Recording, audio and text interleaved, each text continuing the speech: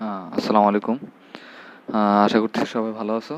তো আজকে আমাদের যে টপিক সেগুলো হচ্ছে বল আর নিউটনের সূত্র। ওকে, তো আমরা জানি যে আমরা যদি বল বা বল সংক্রান্ত পড়াশোনাগুলো আসলে করতে যাই তাহলে আমাদের নিউটনের 3টা সূত্র পড়তে হয়, ঠিক আছে? তো এই নিউটনের 3টা সূত্র খুব ইজিলি আমরা বোঝার ট্রাই করব, একটু ফিল নিয়ে বোঝার ট্রাই করব, তাদের বিবৃতিগুলা মুখস্থ না করে একটু মনে রাখার চেষ্টা করব অনেকগুলা কাহিনীর মাধ্যমে। সো একটু সবাই মনোযোগ দিয়ে দেখতে হবে, ঠিক আছে?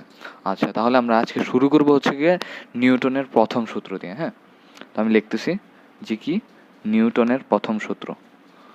নিউটনের প্রথম সূত্র, প্রথম সূত্র একটু খেয়াল করেন। নিউটনের প্রথম সূত্র। তো এই নিউটনের প্রথম সূত্রটা আমরা কেমনে বুঝি একটু খেয়াল করেন। মনে করেন আমাদের কাছে একটা রোড আছে, এই রোডের উপর আমাদের একটা, মনে করেন যে কোনো ভরের বা এই বস্তুটার ভর যে কোনো হইতে পারে, কোনো সমস্যা নেই। মনে করলাম এম ভরের একটা বস্তু আছে এবং এই বস্তুটা হচ্ছে গিয়ে স্থির অবস্থায় আছে, ঠিক আছে? তো এখন একদম বেসিক কথা, এটা হচ্ছে একটা বল, মনে করেন মাটির উপর স্থিরভাবে দাঁড়ায় আছে। এখন এই বলটাকে যদি আপনি টোকা না মারেন তাহলে বলটা কি দৌড়াবে? বলটা কি সামনের দিকে যাবে? অবশ্যই না। তাহলে আমি যদি এই বলটার ওপর বাহ্যিক বল, এটা কি, এটা হচ্ছে আমাদের এফ ফোর্স অথবা বাহ্যিক বল, এই যে বাইরে থেকে দিচ্ছি মানে হচ্ছে এটা বাহ্যিক বল। আমি যদি বাইরে থেকে বাহ্যিক বল না দেই, ক্রস, ঠিক আছে, আমি যদি বাহ্যিক বল না দেই তাহলে কি এটা কি সামনে যাবে? না, সামনে যাবে না। অর্থাৎ স্থির বস্তু স্থির থাকবে, ঠিক না? স্থির বস্তু স্থির থাকবে, স্থির থাকবে, ঠিক আছে? একদম সিম্পল কথা। বলকে যদি আমি টোকা না দিই বল কিন্তু সামনের দিকে যাবে না, একদম যেটা আমরা বাংলা বুঝি বাংলাটাই সুন্দরভাবে লিখতেছি, ঠিক আছে? আর আরেকটা কথা একটু খেয়াল করেন, এখন আরেকটা জিনিস বলতেছি যে কি এই রোডের উপর সেম বলটা, মনে করেন আপনি যে কোনো এক টাইমে গিয়ে আপনার এই বলটার সাথে খেলতে মন চাইছে, আপনি বলটাকে টোকা মারছেন, বলটা এখন যখন টোকা মারছেন বলটা এখানে চলতেছে চলতেছে চলতেছে, ঠিক আছে? মনে করলাম সেই একই বলটা সামনের দিকে ভি বেগে চলতেছে, ঠিক আছে? ভি বেগে চলতেছে। এখন একটু চিন্তা করেন তাহলে কি বলটা হচ্ছে গতিশীল, ঠিক না? বলটা হচ্ছে গতিশীল। এখন এই গতিশীল বলটাকে বা গতিশীল বস্তুটাকে আমি যদি বিপরীত দিকে বল প্রয়োগ না করি, মানে বিপরীত দিকে যদি তাকে আমি ধাক্কা না দেই তাহলে কি বলটা থামবে? আবার বুঝেন, বলটা মনে করেন চলতেছে, এই যে মনে করেন এই ক্যালকুলেটরটা চলতেছে চলতেছে, আমি যদি এই সামনের থেকে যদি ওকে বাধা না দেই, আমি যদি সামনের থেকে ওকে বাধা না দেই তাহলে কি বলটা থামবে? কখনো থামবে না, ঠিক আছে? মানে কি এই বলটা বা বস্তুটা যেই বেগে চলতেছিল সেই সমবেগে এসে চলতেই থাকবে, অর্থাৎ সে ভি বেগে সামনের দিকে চলতেই থাকবে। অর্থাৎ গতিশীল বস্তু কি থাকবে? গতিশীল বস্তু গতিশীল বস্তু সমবেগে চলতে থাকবে, সমবেগে চলতে চলতে থাকবে, ঠিক না? তাহলে এই এবং দোনোটা কাহিনীর মধ্যে আমরা কি করতেছি বলেন তো? এই যে বাহ্যিক বল দিচ্ছি না, বাহ্যিক বল দিচ্ছি না, তাহলে কি আমরা বলতে পারি যে বাহ্যিক বল প্রয়োগ করতে না হলে বা বাহ্যিক বল প্রয়োগ না করলে স্থির বস্তু অলওয়েজ স্থির থাকবে আর গতিশীল বস্তু সবসময় সমবেগে চলতে থাকবে? এই কথাটা কি আমরা বলতে পারি না? এবং এইটাই হচ্ছে নিউটনের প্রথম সূত্র। তাহলে নিউটনের প্রথম সূত্রটা কিন্তু আমরা গল্পের মাধ্যমে কাহিনী দেখে দেখে বুঝে ফেলছি, মুখস্থ হয়ে গেছে আমাদের অটোমেটিক, যে কি বাহ্যিক বল প্রয়োগ না করলে। এই কথাটা যদি না লেখেন তাহলে কিন্তু শেষ, নাম্বার পাবেন না। যে কি বাহ্যিক বল প্রয়োগ না করলে, বাহ্যিক বল প্রয়োগ না করলে প্রয়োগ না করলে প্রয়োগ না করলে স্থির বস্তু স্থির, স্থির বস্তু স্থির এবং গতিশীল বস্তু গতিশীল বস্তু বস্তু সব সময় সমবেগে সমবেগে চলতে থাকবে, চলতে থাকবে। একেই কি বলে? একেই নিউটনের প্রথম সূত্র বলা হয়, বা এটি হচ্ছে নিউটনের প্রথম সূত্রের বিবৃতি। ওকে, আশা করি বুঝা গেছে, নিউটনের প্রথম সূত্রটা খুব ভালো মতো বুঝা গেছে। এখন আমরা একটা ইম্পর্টেন্ট জিনিস বুঝবো এখান থেকে, যে কি একটু চিন্তা করেন তো, আমরা কিন্তু প্রায় সচরাচর আমাদের দৈনন্দিন জীবনে জড়তা নামক একটা ওয়ার্ড ইউজ করি। কি? যেমন আমি চুপ থাকতে পছন্দ করি, এটাই হচ্ছে আমার জড়তা। বা আবার অনেকে বেশি কথা বলতে পছন্দ করে, সেটা হচ্ছে তার জড়তা। ঠিক না? তাহলে কি এই যে এই বস্তুগুলারও কিন্তু কি নিজের একটা জড়তায় থাকার একটা প্রবণতা আছে। যেমন এই বস্তুটা সবসময় স্থির থাকতেছে, ঠিক না? যে কি স্থির বস্তু স্থির থাকবে, তাহলে একে বলতেছি কি আমরা? একে বলতেছি হচ্ছে গিয়ে স্থিতি জড়তা। একে কি বলতেছি আমরা? স্থিতি জড়তা। তাহলে আপনাকে যদি কখনো বলে যে স্থিতি জড়তা কাকে বলে, তাহলে আপনি কি বলবেন? একদম সিম্পল কথা, যে কি বাহ্যিক বল প্রয়োগ না করলে কোনো বস্তুতে সেই বস্তুটা সবসময় স্থির থাকবে, একেই স্থিতি জড়তা বলে। সিম্পল, একদম সংজ্ঞা মুখস্থ হয়ে গেছে। ঠিক আছে? তাহলে কি আমরা কি বলবো? স্থিতি জড়তার সংজ্ঞা কি? যে কি বাহ্যিক বল প্রয়োগ না করলে, বাহ্যিক বল না দিলে স্থির বস্তু অলওয়েজ স্থির থাকবে। ঠিক আছে? বস্তু অলওয়েজ স্থির থাকবে বা থাকার প্রবণতা, অলওয়েজ স্থির থাকার প্রবণতাকেই কি বলে? স্থিতি জড়তা বলে। স্থিতি জড়তা বলে। ঠিক না? আমি কি সংজ্ঞা মুখস্থ করছি? একটু খেয়াল করেন তো, আমরা কি সংজ্ঞা মুখস্থ করছি? সংজ্ঞা মুখস্থ করিনি, জাস্ট আমরা কাহিনীটা বুঝছি, বুঝে নিজের ভাষায় একটু প্রেজেন্ট করছি। সংজ্ঞা কিন্তু ভাই মুখস্থ করা লাগে না। সবাই একটু নিজের ধারণা বদলান। ঠিক আছে? যে আমি সংজ্ঞা মুখস্থ করবো, কখ লিখবো না, জীবনে এটা করা ট্রাই করবে না। কারণ আপনাদের বইয়ের মধ্যে অনেক সংজ্ঞা, হাজার হাজার সংজ্ঞা, আপনারা নিজেরাও জানেন সেটা। এতগুলো চ্যাপ্টারে হাজার হাজার সংজ্ঞা, এতগুলো আমরা জীবনে মুখস্থ করবো না, বুঝে বুঝে লেখার ট্রাই করবো। ঠিক আছে? আচ্ছা, আশা করি স্থিতি জড়তার সংজ্ঞাটা বোঝা গেছে। তাহলে আমরা অলরেডি কিন্তু দুইটা বড় বড় সংজ্ঞা মুখস্থ করে ফেললাম বুঝে বুঝে। এখন এই যে এইখানে কাহিনীটা একটু দেখেন তো, এই যে বস্তুটা অলওয়েজ কি আছে? এই ক্ষেত্রে বস্তুটা অলওয়েজ গতিশীল আছে না? তাহলে একে আমরা কি বলবো? একে বলবো হচ্ছে সে গতিশীল অবস্থায় থাকার প্রবণতা অর্জন করছে, মানে সে গতি জড়তায় আছে। ঠিক আছে? গতি জড়তায় আছে, একে বলতেছি আমরা গতি জড়তা। কেন? কারণ সে সবসময়, তাকে যদি বাহ্যিক বল বাইরের থেকে আমি না দিই, তাহলে কি সে সবসময় গতিশীল থাকবে। তাহলে এটার সংজ্ঞাটা আমরা কি বলতে পারি? যে কি বাহ্যিক বল না দিলে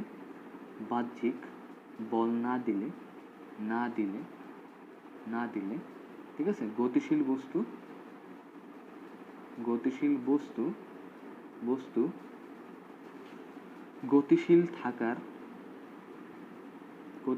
থাকার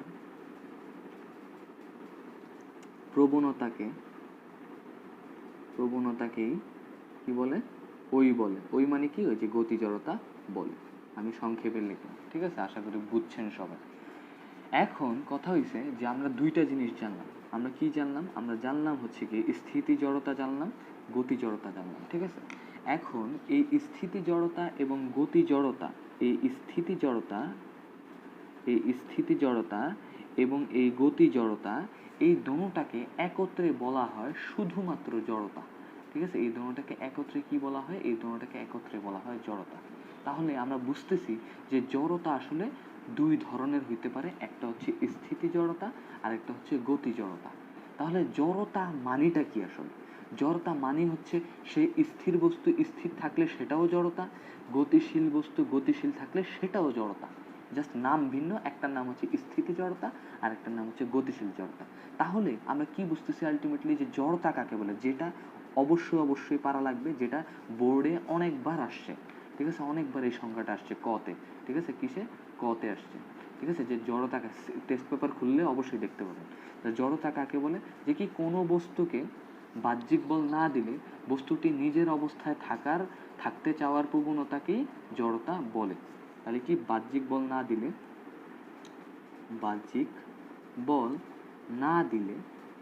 দিলে কি হবে? বস্তুর নিজের অবস্থায় থাকতে চাওয়ার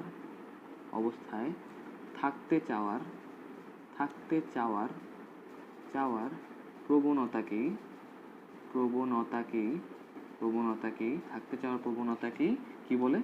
জড়তা বল। ওকে? জড়তা বল। আশা করি জিনিসটা, জড়তার সংজ্ঞাটাও খুব ইজিলি বুঝা গেছে। ঠিক আছে? হ্যাঁ। তাহলে এই যে এই দুইটা কেস, একটা হচ্ছে আমরা স্থির বস্তুতে বাহ্যিক বল যদি আমরা না দিই তাহলে সে জীবনও গতিশীল হবে না, মানে স্থির বস্তু স্থির থাকবে। আর গতিশীল বস্তুকে যদি আমি বাহ্যিক বলটা না দিই তাহলে কি হবে, গতিশীল বস্তুটা সবসময় গতিশীল থাকবে। এটাই হচ্ছে আমাদের কি, জড়তা। তো এখানে একটা জিনিস যদি আপনি খেয়াল করেন, ঠিক আছে, বাহ্যিক বল না দিলে, এই কথাটা কিন্তু খুব ইম্পর্টেন্ট, ঠিক না, এই কথাটা খুবই ইম্পর্টেন্ট যে কি আমি বাহ্যিক বল যদি না দিই তাহলে কিন্তু জড়তার পরিবর্তন হবে না, বা জড়তার পরিবর্তনটা হবে না, ঠিক আছে, মানে স্থির বস্তু স্থিরই থাকবে। বাহ্যিক বল যদি আমি না দিই তাহলে গতিশীল বস্তু গতিশীল থাকবে। এখন কথা হয়েছে ভাইয়া আমি বাহ্যিক বল দিলে কাহিনীটা কি হবে, বাহ্যিক বল দিলে কাহিনীটা কি হবে, সবার মনে কোশ্চেন আসতেছে না যে আসলে আমি যদি বাহ্যিক বলটা দেই তাহলে কি হবে। বাহ্যিক বল না দিলে তো এখানে বস্তুটা স্থির থাকতেছে, বাহ্যিক বল না দিলে এটা গতিশীল থাকতেছে, অর্থাৎ বাহ্যিক বল না দিলে সে জড়তায় থাকতেছে, জড়তার কোনো পরিবর্তন হচ্ছে না, ঠিক আছে। তাহলে আমি যদি বাহ্যিক বল দেই তাহলে কি হবে, তাহলে বাহ্যিক বল দিলে আসলে জড়তার মানটা পরিবর্তন হবে, তাহলে কি জড়তা জড়তা পরিবর্তন হবে, পরিবর্তন হবে। কাহিনীটা একটু আবার বলি যে কি, যেমন স্থির বস্তু আছে, বাহ্যিক বল দিচ্ছি না ফলে স্থির বস্তু স্থিরই আছে, মানে সে একটা জড়তায় আছে। এখন আমার কোশ্চেন হচ্ছে আমি যদি এর মধ্যে বল দেই তাহলে কি জড়তার পরিবর্তন হবে, মানে কি সে স্থির ছিল সে এখন গতিশীল হবে, মানে স্থির জড়তা থেকে সে গতি জড়তায় কনভার্ট হবে, মানে সে অর্থাৎ তার জড়তার পরিবর্তন হবে। আশা করি বুঝা গেছে যে কি বাহ্যিক বল দিলে আসলে কি হবে, জড়তার পরিবর্তন হবে। এমসিকিউর জন্য সুপার ইম্পর্টেন্ট লাইন এগুলা, ঠিক আছে। ওই যে বহুপদী সমাপ্তি সূচক এমসিকিউতে এই সমস্ত কথাগুলো অনেক বেশি আসে, আপনারা এমসিকিউ সলভ করলে অবশ্যই অবশ্যই এই সমস্ত জিনিসগুলো আসলে পাবেন, ঠিক আছে, না হয় আমি শুধু শুধু পড়াচ্ছি না এই সমস্ত জিনিসগুলো, ঠিক আছে। তাহলে আমি কি বুঝতেছি যে বাহ্যিক বল বা শুধুমাত্র বল এর কাজ কি, এর কাজ হচ্ছে, এর কাজ কি, এর কাজই হচ্ছে অ্যাকচুয়ালি জড়তার মানটা পরিবর্তন করা। তাহলে বল, এখন এখান থেকে কিন্তু আমরা খুব ইম্পর্টেন্ট একটা জিনিস শিখে ফেলছি, বলের সংজ্ঞা আমরা শিখে ফেলছি যে বল কাকে বলে, বল কাকে বলে, আপনাকে যদি বলে বল কাকে বলে, ঠিক আছে, এই সংজ্ঞাটা কিন্তু অনেকেই লিখতে পারে না, বল কাকে বলে, কারণ এই কঠিন কঠিন সংজ্ঞা পড়তে গিয়ে এই ছোট ছোট সংজ্ঞাগুলো কেউ পড়ে না, ঠিক আছে। তাহলে বল কাকে বলে, বলবেন যে যা প্রয়োগের ফলে, যা প্রয়োগের ফলে, যা প্রয়োগের ফলে জড়তার মান পরিবর্তন হয়, জড়তার মান পরিবর্তন হয়, মান পরিবর্তন পরিবর্তন হয়, জড়তার মান পরিবর্তন হয়, তাকে কি বলে, তাকেই বল বা ফোর্স, ফোর্স বলে, ঠিক আছে। তো দেখছেন আমরা কি সুন্দরভাবে এই থিওরিগুলো যদি আমরা পড়ে ফেলি, এভাবে যদি আমরা সুন্দরভাবে থিওরিগুলো পড়ে ফেলি তাহলে আশা করি আমাদের কোনো প্রবলেম আসলে থাকবে না, ঠিক আছে, আমাদের কোনো প্রবলেম আসলে এখানে থাকবে না। তাহলে আমরা বলের সংজ্ঞাটাও এখান থেকে পড়ে ফেলছি এবং নিউটনের প্রথম সূত্র পড়ে ফেলছি, আমরা স্থিতি জড়তা কাকে বলে পড়ছি, গতি জড়তা কাকে বলে পড়ছি, জড়তা কাকে বলে পড়ছি, বল কাকে বলে আমরা পড়ে ফেলছি। থিওরিটা খুব সুন্দরভাবে আমাদের কভার হয়ে গেছে, ঠিক আছে। তো আমাদের এই হচ্ছে আমাদের নিউটনের প্রথম সূত্র। আচ্ছা, এখন আমরা নিউটনের দ্বিতীয় সূত্রতে যাচ্ছি। নিউটনের দ্বিতীয় সূত্র সবাই লেখেন যে কি, নিউটনের দ্বিতীয় সূত্র লিখতেছি, নিউটনের নিউটনের দ্বিতীয় দ্বিতীয় সূত্র। দেখেন তো সবাই এইভাবে পড়ছেন কিনা এই জিনিসগুলো, এইভাবে পড়লে আসলে জিনিসগুলো আসলে অনেক দিন মনে থাকে, হ্যাঁ, মনে থাকার জন্য, কারণ আমরা পড়াশোনা করি মনে থাকার জন্য, আমরা অনেক কিছু পড়ে আসলে লাভ নেই যদি আমাদের মনে না থাকে। অনেকে অনেক জায়গায় অনেক রকম করে বুঝায়, আলটিমেটলি যদি আমাদের মনে না থাকে তার রেজাল্ট জিরো, সোজা কথা, ঠিক আছে। আচ্ছা, নিউটনের দ্বিতীয় সূত্র পড়ে, মনে করেন আমরা এখন চট্টগ্রামে আছি, ঠিক আছে, চট্টগ্রামে আছি, আমরা একটা গাড়িতে চড়বো, গাড়ির ভর হচ্ছে এম, ঠিক আছে, গাড়ির ভরটা ফিক্সড, মনে করেন তার ভরটা হচ্ছে এম, ঠিক আছে। এই গাড়িটা একটা বেগে যাত্রা করবে, যাত্রা করে করে করে করে করে সে ঢাকায় পৌঁছাবে, সেম গাড়ি, ঠিক না, সে ঢাকায় পৌঁছাবে। এটা হচ্ছে চট্টগ্রাম, মনে করলাম এ পয়েন্ট, আর এটা হচ্ছে ঢাকা, মনে করলাম বি পয়েন্ট, ওকে। বি পয়েন্টে গিয়ে পৌঁছালো বা সে ঢাকায় গিয়ে পৌঁছালো। এখন একটু চিন্তা করুন তো, আমি এম ভরের গাড়িতে করে যাত্রা শুরু করছিলাম, যাত্রা শুরু করে আমি ঢাকায় পৌঁছাইছি, এই ক্ষেত্রে আমাদের গাড়ির কি ভরের কোনো পরিবর্তন হয়েছে? অবশ্যই না। তাহলে ভরটা হচ্ছে একটা কনস্ট্যান্ট ভ্যালু। আর সবসময় মনে রাখবেন যে নিউটনিয়ান মেকানিক্স বা নিউটনীয় বলবিদ্যা বা নিউটনীয় বল, এই সমস্ত কনসেপ্টের ক্ষেত্রে আমরা সব সময় সব ভরগুলাকে ফিক্সড ধরে নিব, ঠিক আছে? বা ফিক্সড ধরে আসলে বিজ্ঞানী নিউটন আসলে এই সমস্ত জিনিসগুলো আবিষ্কার করছে, সূত্রাবলীগুলা, থিওরিগুলো আসলে উনি দিছে, ঠিক আছে? আচ্ছা, তাহলে কি বললাম, চট্টগ্রাম থেকে এম ভরের গাড়িতে করে আমরা যাত্রা শুরু করে ঢাকায় পৌঁছাইছি। পৌঁছায় আমরা যখন পৌঁছাইলাম তখন গাড়িটার ভর কিন্তু পরিবর্তন হয় নাই, অর্থাৎ এম ভরের বস্তুটা এম ভরেই আছে, ঠিক আছে? এখন আমরা যাত্রা শুরু করছিলাম এই চট্টগ্রাম থেকে, মনে করলাম ইউ বেগে, ঠিক আছে? ইউ বেগে যাত্রা শুরু করছিলাম। তো ইউ বেগে যখন আমি যাত্রা শুরু করছি এবং এই ঢাকা গিয়ে অবশ্যই আমি এই ঢাকার এই বিন্দুটাতে অবশ্যই আমি একটা বেগে গিয়ে পৌঁছাইছি, একদম সিম্পল কথা, ঠিক না? আমি ঢাকায় একটা, মনে করেন ঢাকার হচ্ছে স্টপেজ এটা, আপনি এখানে গিয়ে থামছেন না, থামলে শেষ বেগ 0, কিন্তু দেখবেন যে থামার পরে সে আর একটু স্লিপ কাটছে সামনের দিকে বা একটু ড্রিফট হয়েছে, অর্থাৎ তার একটা বেগ ছিল ওই পয়েন্টে, ঠিক আছে? ওই পয়েন্টে না হয় কিন্তু সেখানে থেমে যাইতো, সে একটু ড্রিফট করছে, ঠিক আছে? মানে কি, তার একটা বেগ ছিল এবং সেই বেগটার নাম হচ্ছে ভি, শেষ বেগ, ঠিক আছে? অর্থাৎ এই অবস্থান থেকে চিটাগং থেকে আমি ইউ বেগে যাত্রা করে ঢাকায় আমি বেগে পৌঁছাইলাম, একদম সিম্পল কথা। এখন আমরা কি এটা বলতে পারি কিনা একটু খেয়াল করেন তো, যে এ পয়েন্টে আমাদের একটা কি আছে, ভরবেগ আছে, ঠিক না? এই অবস্থায় বা এই বিন্দুতে আমাদের একটা ভরবেগ আছে, সেই ভরবেগটার নাম হচ্ছে, মনে করলাম P1 বা পি অফ এ, ঠিক আছে? পি অফ এ, সেটার নাম কি, সেটা হচ্ছে এম ইউ, ঠিক আছে? এবং বি বিন্দুতে আমাদের একটা ভরবেগ আছে, সেই ভরবেগটা হচ্ছে এই বিন্দুতে, ভরবেগটা হচ্ছে পি বি, সেটার নাম হচ্ছে এম ভি। তাহলে এই রাস্তার মাঝখানে এখানে একটা ভরবেগ, এখানে আরেকটা ভরবেগ, তাহলে এই রাস্তার মাঝখানে আমাদেরকে একটা ভরবেগের পরিবর্তন আছে না? তাহলে সেই ভরবেগের পরিবর্তনটা যদি আমরা একটু হিসাব করি, ভরবেগের পরিবর্তন যদি আমি একটু হিসাব করি, একটু খেয়াল করবেন, ডেল পি, ঠিক আছে?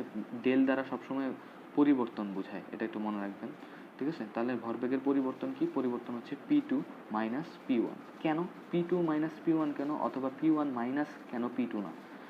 সবসময় মনে রাখবেন যে পরিবর্তন মানি সবসময় পরেরটা মাইনাস আগেরটা বোঝায়, সবসময়, সেটা টাকা হোক, সেটা ভরবেগ হোক, সেটা বেগ হোক, সেটা সব কিছুই, ঠিক আছে? পরিবর্তন, যেমন আপনার কাছে এখন আছে 5 টাকা, পরে হইল 10 টাকা, তাহলে আপনার টাকার পরিবর্তন কত?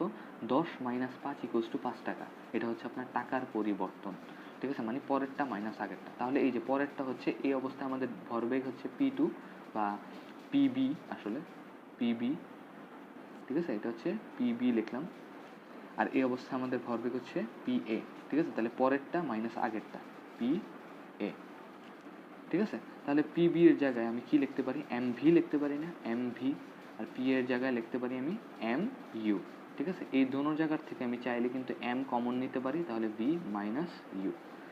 এই ক্ষেত্রে একটু আশা করি সবার বোঝা গেছে, ঠিক আছে? এই ক্ষেত্রে একটু চিন্তা করেন তো, এই যে আমি যে গাড়িটাকে চালায় নিয়ে এখানে পৌঁছাইলাম বা ঢাকায় পৌঁছাইলাম বা বি বিন্দুতে পৌঁছাইলাম, চিন্তা করেন তো গাড়িকে যদি আমি, মনে করেন এখানে এই স্টপেজে যখন সে ছিল, চিটাগংয়ের কাউন্টারে যখন সে ছিল, আমি যদি তাকে একটা বাহ্যিক বল না দিই, তাহলে কি সে মানে এখানে গিয়ে পৌঁছাইতে পারবে বা সে গতিশীল হইতে পারবে? জীবনেও না। কারণ কি, ওই যে স্থির বস্তু অলওয়েজ স্থির থাকে, একটু আগেই পড়ায় আসলাম, ঠিক না? তাহলে তাকে গতিশীল করার জন্য তাহলে আমাকে কি করতে হবে, বাইরে থেকে একটা বল প্রয়োগ করতে হবে, ঠিক আছে? তাহলে একটা বল দিলাম, ঠিক আছে? তো এই সমস্ত কেসে বিজ্ঞানী নিউটন কি বলছে তার কথাটা একটু শুনেন। বিজ্ঞানী নিউটন বলতেছে যে এই সমস্ত কেসে আমি যদি বাহ্যিক বল প্রয়োগ করি, ঠিক আছে, বাহ্যিক বল প্রয়োগ করি, এই বাহ্যিক বলটা হবে ভরবেগের পরিবর্তনের হারের সমানুপাতিক, ভরবেগের পরিবর্তনের হারের সমানুপাতিক, ঠিক আছে? তাহলে সবাই একটু এই জিনিসটা মনে রাখবেন, ভাইয়া হার মানে কি, ঠিক আছে? হার মানে কি, ঠিক আছে? হার আসলে অনেক কিছুই বোঝায়, ঠিক আছে? কিন্তু ফিজিক্সের ক্ষেত্রে আপনারা সবসময় মনে রাখবেন, হার মানে হচ্ছে সময় দ্বারা ভাগ, ঠিক আছে? সময় দ্বারা ভাগ, ঠিক আছে। হার মানে কি? হার মানে হচ্ছে সময় দ্বারা, টি দ্বারা ভাগ। সব সময় এটা ফিজিক্সের ক্ষেত্রে এটা সব সময় মনে রাখবেন, ঠিক আছে। অলওয়েজ এটা মনে রাখবেন, দেখবেন যে ফিজিক্সটা অর্ধেক সহজ হয়ে গেছে। আমার কাজ হচ্ছে ফিজিক্সকে ইজি করে দেওয়া আপনাদের কাছে, ঠিক আছে। আমি এই যে সেই কাজটাই আসলে করতেছি। তাহলে বিজ্ঞানী নিউটন কি বলছে? বলছে যে আমি এই সমস্ত কাহিনীর ক্ষেত্রে আমি যে বাহ্যিক বলটা দিব, সেই বাহ্যিক বলটা হবে ভরবেগের পরিবর্তনের হারের সমানুপাতিক। একদম সিম্পল কথা, ঠিক আছে, একদম সিম্পল কথা। তাহলে কি আমরা এই বিবৃতিটা একদম বুঝে বুঝে লিখবো যে কি, কোনো বস্তুর ওপর প্রযুক্ত বল, কোনো বস্তুর ওপর প্রযুক্ত, এই যে এই বস্তুটার উপর আমি প্রযুক্ত বল দিছি বা একটা বল প্রযুক্ত করছি, যে কোনো বস্তুর ওপর, কোনো বস্তুর ওপর ওপর প্রযুক্ত বল, প্রযুক্ত বল, প্রযুক্ত বল এর ভরবেগের, এর ভরবেগের, ভরবেগের পরিবর্তনের, পরিবর্তনের হারের সমানুপাতিক, সমানুপাতিক, ঠিক আছে। একেই কি বলে? একেই নিউটনের দ্বিতীয় সূত্র বলে। শেষ, ঠিক আছে। আশা করি সবার বোঝা গেছে, ঠিক আছে, আশা করি সবারই বোঝা গেছে। এখন সবাই আশা করি যারাই পড়তেছেন সবাই জানেন যে এই সমানুপাতিক চিহ্ন যদি আমি উঠাই একটা সমান চিহ্ন দিতে চাই, তাহলে আমাকে একটা সমানুপাতিক কনস্ট্যান্ট আনতে হবে, ঠিক আছে, যে কোনো সমানুপাতিক কনস্ট্যান্ট। এখন কথা হয়েছে এটা নিয়ে একটু আমি ক্লিয়ার করে দিই। সবার সমানুপাতিক কনসেপ্ট নিয়ে একটা মানে ধ্রুবক নিয়ে সবার একটা মানে বাজে একটা কনসেপ্ট আছে, ঠিক আছে। এই কনসেপ্টটা একটু ক্লিয়ার করি যে কি, সব সমানুপাতিক কনস্ট্যান্ট আসলে বিজ্ঞানীরা নিজেরাই আসলে নির্ধারণ করে দিয়ে গেছিল, ঠিক আছে। এটা নিয়ে ফাড়াফাড়ি করার কোনো দরকার নেই। এগুলো আমরা যে থিওরি পড়ায় দিচ্ছে তার থেকে জেনে নিব যে এই সমানুপাতিক ধর্মটার মান কত, বা এই সমানুপাতিক ধর্মটা কি কি আচরণ করতেছে, ঠিক আছে। যে পড়াবে সেই আপনাকে জানাই দেবে। আর সব ক্ষেত্রে কিন্তু সমানুপাতিক কনস্ট্যান্টগুলো একই রকম না। আপনি সামনে অন্যান্য চ্যাপ্টার পড়তে গেলে দেখবেন যে সমানুপাতিক অন্যান্য ক্ষেত্রে বা অন্যান্য সূত্রের ক্ষেত্রে সমানুপাতিক কনস্ট্যান্টগুলোর মান অন্যরকম হবে। সেটা নিয়ে ওয়ারিড হওয়ার কোনো দরকার নেই। মনে করে নেবেন যে এটা ওই বিজ্ঞানী ওই মানটা ফিক্স করে দিয়ে গেছিল ওই ইকুয়েশনের ক্ষেত্রে। আশা করি সবার বোঝা গেছে। তো আমরা এই নিউটনের এই দ্বিতীয় সূত্রের ক্ষেত্রে সমানুপাতিক কনস্ট্যান্ট হিসেবে আনবো কে, ঠিক আছে। কে কি? কেটা হচ্ছে আমাদের সমানুপাতিক ধ্রুবক, ঠিক আছে। সমানুপাতিক ধ্রুবক, সমানুপাতিক পাতিক ধ্রুবক, ঠিক আছে, সমানুপাতিক ধ্রুবক। আর এটা কি আমার কোনো দোষ করছিল? কোনো দোষ করে নাই, তাহলে এটাকে আমি রেখে দেবো del P divided by T, ঠিক আছে। এখন এখন এই যে মানে নিউটনের দ্বিতীয় সূত্রের ক্ষেত্রে সমানুপাতিক ধ্রুবক কে, এই কে এর মানটা হচ্ছে 1, সবাই মনে রাখবেন। এটাও কিন্তু এমসিকিউতে আসছে বোর্ডে 2015 সালে মেবি এমসিকিউ সলভ করলে পাবেন, ঠিক আছে। আচ্ছা, তাহলে এটার মান যদি 1 হয় তাহলে ইকুয়েশনটা দাঁড়াবে F equals to del P divided by T, এরকম, ঠিক না? আচ্ছা, আশা করি বুঝা গেছে। এখন একটু খেয়াল করেন, এফ সমানুপাতিক এই ডেল পি এর জায়গায় আমরা চাইলে কি এই যে এটা বসাইতে পারবো না? এই যে ডেল পি ইকুয়ালস টু কি? ডেল পি ইকুয়ালস টু হচ্ছে M into V minus U. তাহলে এই ডেল পির জায়গায় আমি কি বসাবো? এটাই বসাবো যে কি, M into V minus U divided by T, ঠিক আছে। তাহলে এই যে এখানে একটু খেয়াল করলে আপনি মজার একটা জিনিস পাবেন যে কি, এই যে V minus U divided by T, এটা কার সূত্র? এটা ত্বরণের সূত্র না? আমরা জানি না এটা ত্বরণের সূত্র। তাহলে ত্বরণের সূত্রটা কি? ত্বরণের সূত্র হচ্ছে A is equals to V minus U divided by T. আমরা গতির চ্যাপ্টারে পড়ে আসছি, ঠিক না? তাহলে আমরা এই জায়গাটাতে চাইলেই কিন্তু আমরা এ বসাইতে পারবো। তাহলে এফ ইকুয়ালস টু কি? এফ ইকুয়ালস টু হচ্ছে এম এ। এটাই হচ্ছে আপনাদের প্রসিদ্ধ সূত্র। এটাই হচ্ছে নিউটনের নিউটনের দ্বিতীয় সূত্রের, দ্বিতীয় সূত্রের সূত্রের গাণিতিক রূপ, গাণিতিক গাণিতিক রূপ। শেষ। এটা হচ্ছে নিউটনের দ্বিতীয় সূত্রের গাণিতিক রূপ, F is equals to M A. এটা অনেক বিখ্যাত একটা সূত্র, ঠিক না? তাহলে আমরা কয়টা সূত্র পাচ্ছি একটু খেয়াল করেন তো। এই যে এখানে একটা সূত্র পাইলাম, এখানে একটা সূত্র পাইলাম, ঠিক না? তাহলে একটা পাচ্ছি হচ্ছে কি এরকম যে এফ ইকুয়ালস টু হচ্ছে ডেল পি ডিভাইডেড বাই টি। চাইলে এটা দিও আমরা, যদি আমাদেরকে ডেল পি দিয়ে দেয় বা দুইটা ভরবেগ দিয়ে দেয়, ভরবেগের পরিবর্তনকে সময়ের দিয়ে দেয়, সময় দ্বারা ভাগ করলে আমরা প্রযুক্ত বলটা পেয়ে যাব, ঠিক না? এবং সূত্র আমরা এরকম একটা পাইছি, এফ ইকুয়ালস টু অথবা or or F equals to হচ্ছে এম এ, ঠিক না? এমন একটা পাইছি। এবং আমরা কি পাইছি, আরেকটা পাইছি হচ্ছে এই যে এই পুরাটা একটা পাইছি যে কি F equals to M into V minus U divided by T, এরকম একটা পাইছি সূত্র, ঠিক না? তাহলে অর্থাৎ আমি এটাই বুঝাইতে চাচ্ছি যে এই এর জায়গায় আমরা চাইলে V minus U divided by T বসাইতে পারবো, এবং এটাকেই আমরা এই যে এখানে বসাই দিছি যে কি V minus U divided by T এর জায়গায় সেটা বসাই দিছি, এটাই বুঝাচ্ছি আমি, ঠিক আছে? আমরা চাইলে এখানে বসাইতে পারবো। এবং এর কিন্তু অন্যান্য অনেক সূত্র আছে না, ওই যে গতির সূত্র থেকে আমরা এর অনেক সূত্র আসলে পাই, ঠিক না? সেগুলো আমরা চাইলে ওইখানে বসাইতে পারবো। যে কি, তাহলে আমরা কি বুঝতেছি, গতির সূত্রগুলো একটু রিভাইজ করেন সবাই। গতির সূত্রগুলো সবাই একটু রিভাইজ করেন। যে কি, একটা পড়ছি V equals to U plus A T, আরেকটা পড়ছি V square equals to U square plus 2as, ঠিক আছে? আরেকটা পড়ছি হচ্ছে S equals to U T plus half A T square, আবার S equals to U plus V divided by 2 into T, ঠিক না? এটা আমাদের এই ক্ষেত্রে লাগবে না, কারণ এই সূত্রের মধ্যে কোনো ত্বরণ নাই, ঠিক না? কোনো ত্বরণ নাই, কিন্তু এটাতেও আছে। তাহলে একটু ত্বরণের সূত্রগুলো একটু বাইর, মানে ত্বরণগুলো এখান থেকে একটু বাইর করেন তো। দেখেন তো এখান থেকে ত্বরণটা যদি আমি বাইর করতে চাই তাহলে কি লিখতে পারবো, A is equals to V minus, এই যে এটা যদি ওই পাশে চলে যায় তাহলে ভি মাইনাস ইউ, ওই যে ভি মাইনাস ইউ, টিটা যদি ভাগ করে দেই ডিভাইডেড বাই টি, শেষ। এখান থেকে আমরা এটা পাইলাম। এখান থেকে ত্বরণের সূত্রটা এ ইজ ইকুয়ালস টু কীরকম হবে একটু খেয়াল করেন তো। হবে হচ্ছে কি V square minus U square, পক্ষান্তর করবেন সব, শুধুমাত্র এটা এক পাশে রেখে দিবেন, ঠিক আছে? ডিভাইডেড বাই 2s, এটা পাচ্ছি। এখান থেকে আমরা কি পাচ্ছি একটু খেয়াল করেন তো, একটু সবাই মনোযোগ দিয়ে খেয়াল করেন তো। কী পাবো, এ ইকুয়ালস টু পাবো হচ্ছে গিয়ে এস মাইনাস ইউটি, ঠিক আছে? এস মাইনাস ইউটি, এই পুরাটার সাথে হচ্ছে 2 গুণ, ঠিক আছে? ডিভাইডেড বাই টি স্কোয়ার, ঠিক আছে? ডিভাইডেড বাই টি স্কোয়ার, হ্যাঁ এটাই। তাহলে কি 2 into S minus UT divided by T square, এই ক্ষেত্রে সূত্র হচ্ছে ত্বরণের এটা, ঠিক আছে? সবাই তাহলে এই সূত্রগুলো একটু মনে রাখলে ভালো হবে, এমসিকিউর জন্য খুব বেশি হেল্প করবে। তাহলে আপনাদের ম্যাথ করে বা ইকুয়েশন থেকে ম্যাথ করে এই ত্বরণগুলো বাইর করা লাগবে না, এগুলো আপনাকে এমসিকিউর ক্ষেত্রে খুব বেশি হেল্প করবে।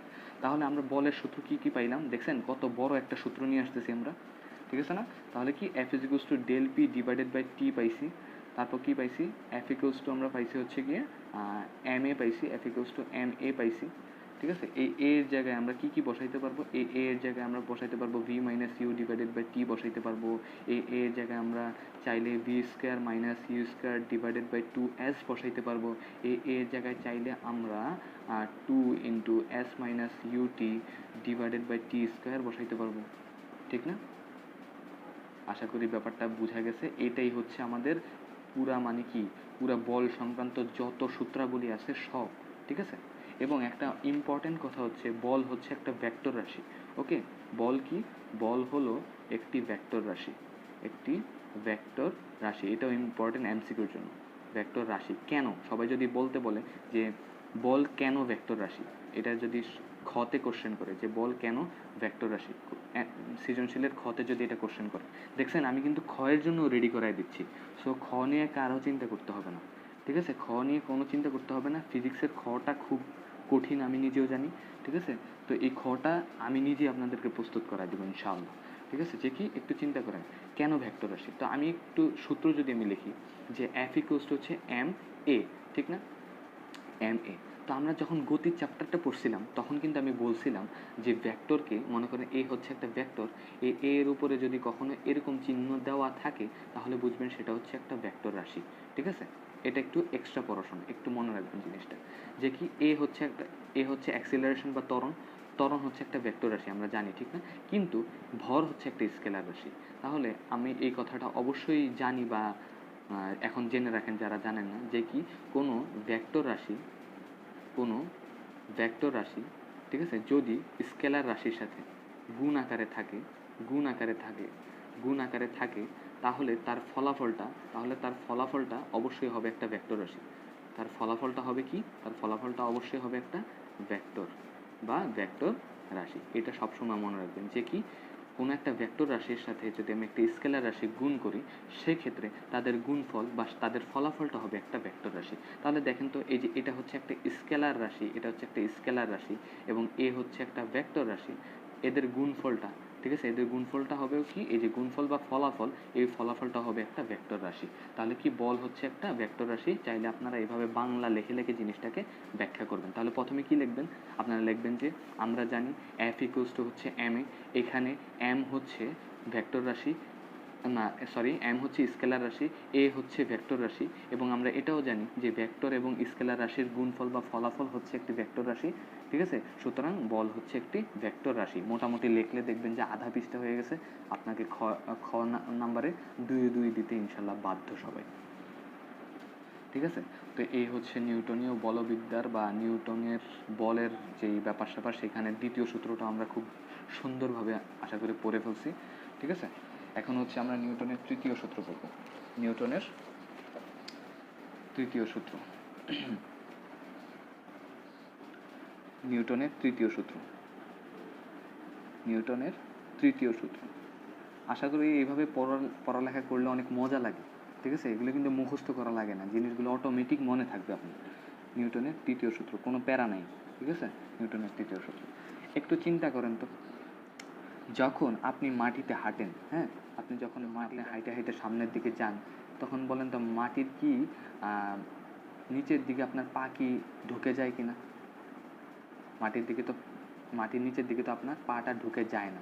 অর্থাৎ আপনি মাটিতে যেই পরিমাণে বল দিচ্ছিলেন, মনে করেন এফ পরিমাণে বল দিচ্ছিলেন, এবং সেই পরিমাণে বলই এই মাটিটা আপনাকে দিচ্ছে। ঠিক না? যেমন কি এই বস্তুটা, ঠিক আছে, এই যে কলমটা, এই বস্তুটাকে আমি এদিক বরাবর এফ বল দিচ্ছি বলে সেটা সামনের দিকে চলে যাচ্ছে, এবং এই যে যেই পরিমাণে বল আমি এখানে দিছি, ঠিক সেম পরিমাণে বল যদি আমি এই পাশ থেকেও দিই, এই যে এই পাশ থেকেও দিই, উভয় পাশ থেকে যদি আমি সেম পরিমাণে বল দিই, তাহলে এই কলমটা কি থাকবে, কলমটা স্থির থাকবে। এই জায়গাতে কি থাকবে, স্থির থাকবে। আমি সেটাই বুঝাইতে চাচ্ছি যে কি আপনি মাটির ওপর এফ বল দিচ্ছেন, এবং এই মাটিটা আপনাকে ঠিক বিপরীত দিকে আপনাকে কি সেম পরিমাণেই বলটা দিচ্ছে।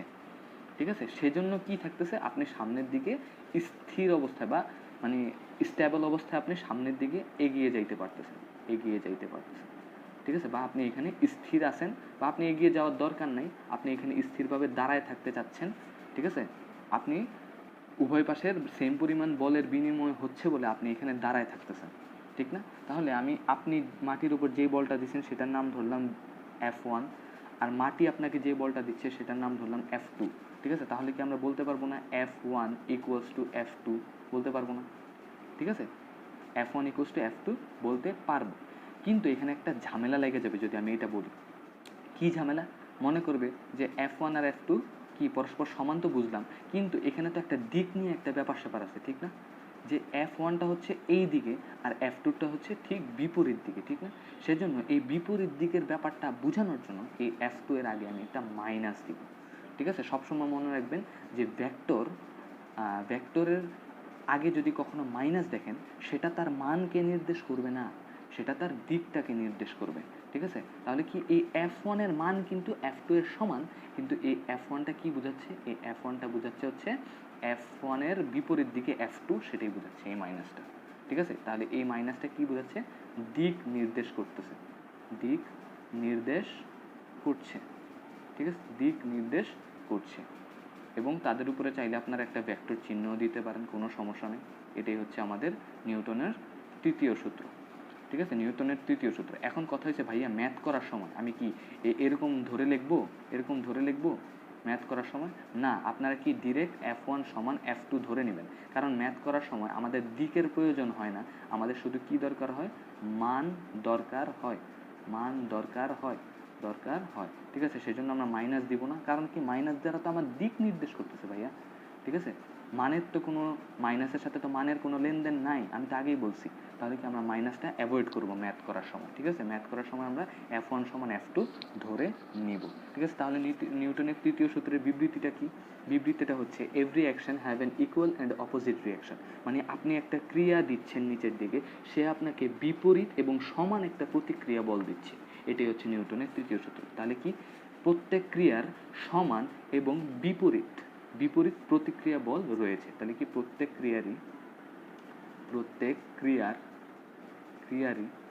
ক্রিয়ারই একটি